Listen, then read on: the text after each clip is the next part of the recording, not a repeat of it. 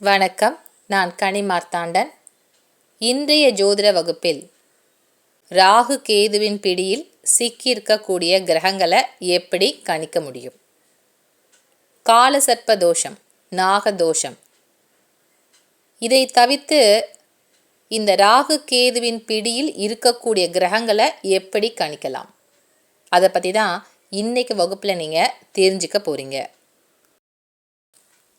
ராகுவுடன் ஒரு கிரகம் சேர்ந்து இருக்கா இல்லையா அப்படிங்கிறத எப்படி கணிக்கலாம்? எல்லாருக்கும் தெரிஞ்ச விதி, ஒரே கட்டத்தில் ஒரு ராசி கட்டத்தில் ராகுவுடன் ஒரு கிரகம் இருக்குது இல்லை கேதுவுடன் ஒரு கிரகம் இருக்குது அப்படின்னு சொன்னால் அந்த கிரகம் ராகு அல்லது கேதுவுடன் சேர்ந்துருக்கு அப்படின்னு சொல்லி நம்ம பார்த்து தெரிஞ்சுப்போம். இது மட்டும்தான் கணிக்கின்ற முறையா அப்படின்னு கேட்டிங்கன்னா கிடையாது. ஜோதிடத்தில் பல்வேறு விதமான விதிகளை பின்பற்றி இந்த ராகு கேதுவுடன் கிரகங்கள் இணைஞ்சிருக்கா அப்படின்னு சொல்லி பார்க்கக்கூடிய முறைகள் இருக்குது.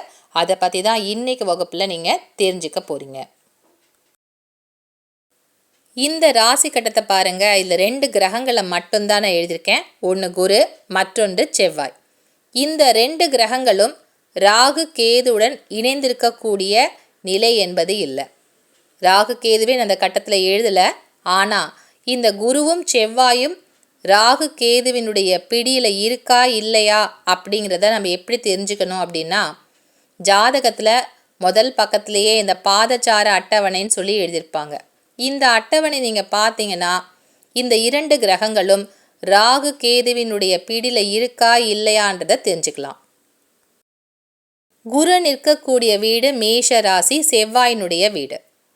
இந்த குரு அஸ்வின் நட்சத்திர காலில் இருக்காரு அப்படின்னு சொன்னால் கேதுவின் கால் வாங்கி நிற்கக்கூடிய குரு கேதுவை போல அந்த ஜாதகருக்கு பலனை தருவார். இப்போ ராகு எந்த கட்டத்துலையுமே எழுதலை. செவ்வாய் இருக்கக்கூடியது மிதுன ராசியில் இருக்குது. செவ்வாய் நிற்கக்கூடிய நட்சத்திர சாரம் திருவாதிரை நட்சத்திர காலில் இருக்குது அப்படின்னு சொன்னால் ராகுவின் கால் வாங்கி நிற்கக்கூடிய இந்த செவ்வாய் ராகுவை போல இந்த ஜாதகத்தில் செயல்படுவார். இப்படி இந்த கிரகங்கள் ராகு கேதுவினுடைய பிடியில் இருக்கா அப்படிங்கிறத இந்த பாதச்சார அட்டவணையில் பார்க்கும்போது தான் உங்களுக்கே தெரியும். பாதச்சார அட்டவணையில் அஸ்வினி, மகம், மூலம் இந்த 3 நட்சத்திர காலில் எந்த கிரகங்கள் நிற்கிறதோ அந்த கிரகங்கள் கேதுவாக செயல்படும்.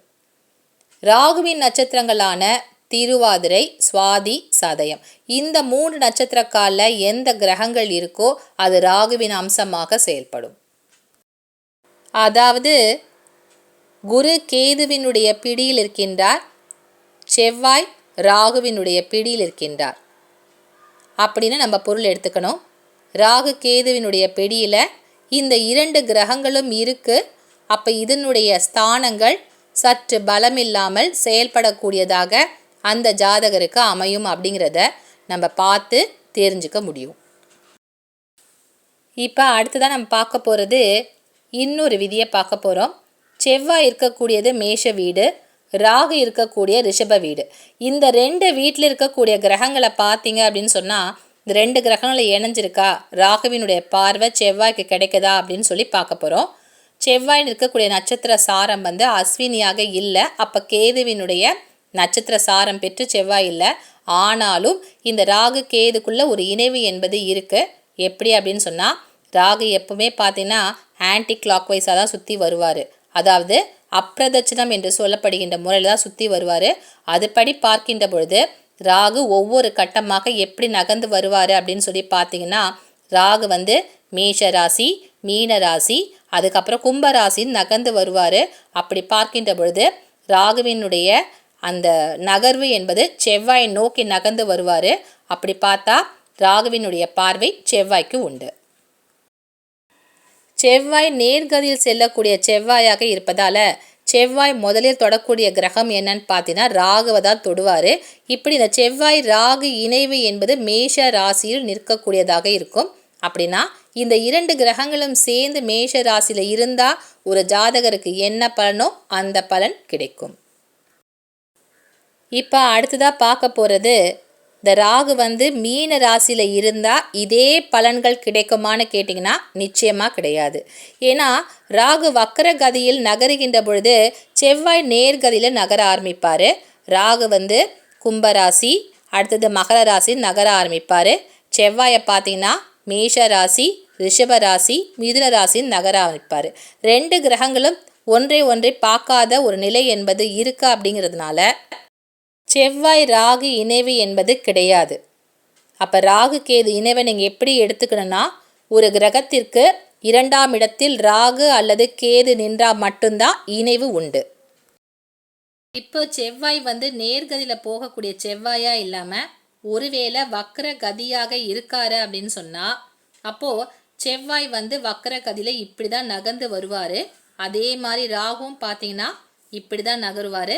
2 கிரகங்களுமே வக்கர கதியில் நகர்ந்து வரக்கூடிய நிலை என்பது இருக்கா அப்படிங்கிறதுனால இந்த இடத்துல செவ்வாய் வக்கரம் பெற்று இருக்கிறதுனால செவ்வாய் ராகு இணைவு என்பது உண்டு.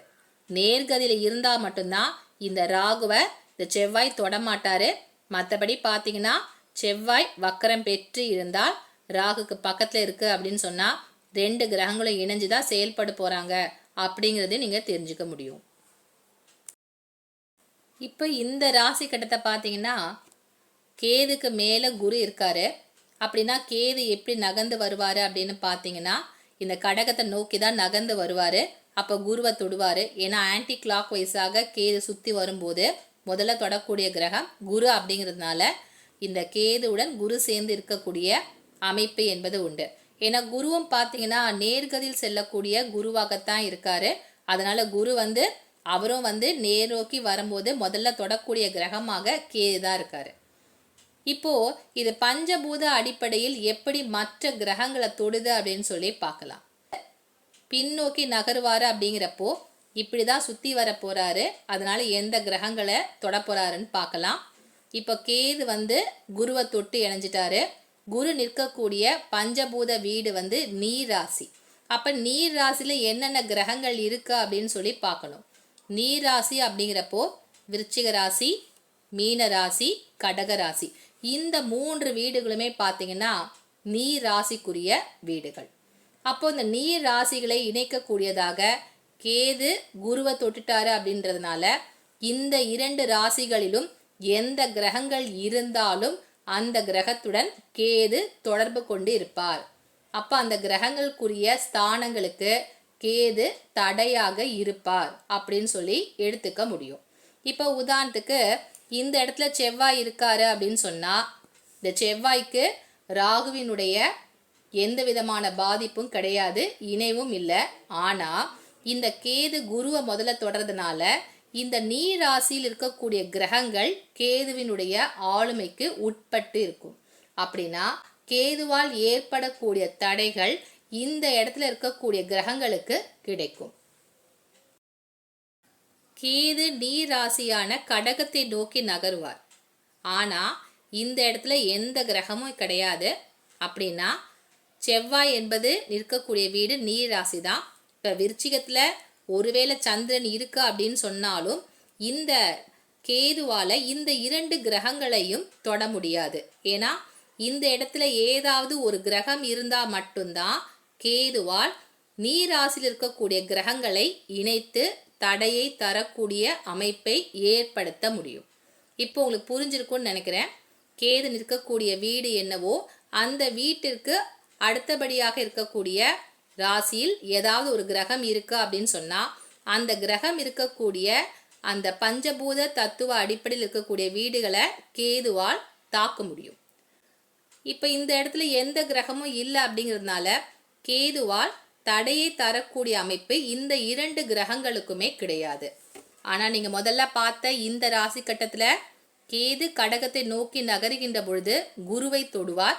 அப்படி தொடுகின்ற பொழுது குரு நிற்கக்கூடிய இந்த பஞ்சபூத நீர் ராசி வீடானது மற்ற வீடுகளையும் இணைக்கும். அப்படிங்கிறதுனால இந்த செவ்வாய்க்கு கேதுவால் ஒரு தடை கிடைக்கும். அதே மாதிரி ஒருவேளை இந்த இடத்துல சந்திரன் இருந்தாலும் இந்த கேதுவால் தடை என்பது ஏற்படும். இப்போ இன்னும் ஒரு உதாரணத்தை பார்க்கலாம். ராகுக்கு மேலே இருக்கக்கூடிய சிம்ம ராசியில் குரு இருக்காரு. இப்போ ராகு நகர்ந்து வந்தார் அப்படின்னு சொன்னால் ஆன்டி கிளாக் வைஸாக நகர்ந்து வந்தால் இந்த குருவை முதல்ல தொடுவார். அப்படின்னா இந்த சிம்ம ராசி என்பது நெருப்பு ராசி. இந்த நெருப்பு ராசி தத்துவத்தில் தனுசு ராசி வரும், அடுத்தபடியாக மேஷ ராசி வரும். இந்த 2 இடத்துல என்ன கிரகங்கள் இருக்கோ அது ராகுவின் மூலமாக அந்த பாதிப்புகளை ஏற்படுத்தும். இப்போ ஒருவேளை அந்த சிம்ம ராசியில் குரு இல்லை அப்படின்னு சொன்னால் ராகு எந்த பிரச்சனைகளை தந்தாலும் இந்த நெருப்பு ராசியில் இருக்கக்கூடிய கிரகங்களுக்கு பிரச்சனைகள் என்பது இருக்காது. இப்போ ராகு இந்த இடத்துல இருக்கிறதுனால கேதுவும் இந்த இடத்துல இருப்பார் இல்லையா? அப்போ கேது நிற்கக்கூடிய வீடு மீன ராசி. அப்போ மீன ராசிலேருந்து கேது எப்படி நகர்ந்து வருவாருன்னு பார்த்தீங்கன்னா கும்பம் மகரம் அப்படின்னு நகர்ந்து வருவார். ஒருவேளை அவர் நகர்ந்து வருகின்ற பொழுது இந்த கும்ப ராசியில் ஏதாவது ஒரு கிரகம் இருந்தால் காற்று ராசியில் இருக்கக்கூடிய கிரகங்களை இந்த கேது தடை செய்வார். அப்படின்னா காற்று ராசிகளாக என்னென்ன வீடுகள் வரும் அப்படின்னு, காற்று ராசிக்குரிய வீடுகள் கும்பம், மிதுனம் மற்றும் துலாம் ராசி. இந்த 3 ராசி கட்டத்திலேயும் ஏதாவது கிரகங்கள் இருக்கா அப்படின்னு சொன்னால் கேதுவின் மூலமாக அந்த கிரகங்களுக்கு அதற்குரிய ஸ்தானங்களுக்கு ஏதாவது ஒரு வகையில் தடை ஏற்படக்கூடிய வாய்ப்பு என்பது உண்டு. இந்த வகுப்பில் ராகு கேதுவோட பிடியில் இருக்கக்கூடிய கிரகங்களை நம்ம எப்படி தெரிஞ்சுக்க முடியும் அப்படிங்கிறதுக்கான வகுப்பு இது. இந்த வகுப்பு மூலமாக உங்களுக்கு ராகு கேது எந்த இடத்துல இருந்தால் ஒரு கிரகத்துடன் தொடர்பு கொள்ளக்கூடிய நிலை என்பது உண்டு அப்படிங்கிறது புரிஞ்சிருக்கும். மீண்டும் அடுத்த வகுப்பில் உங்களை சந்திக்கின்றேன். நன்றி, வணக்கம்.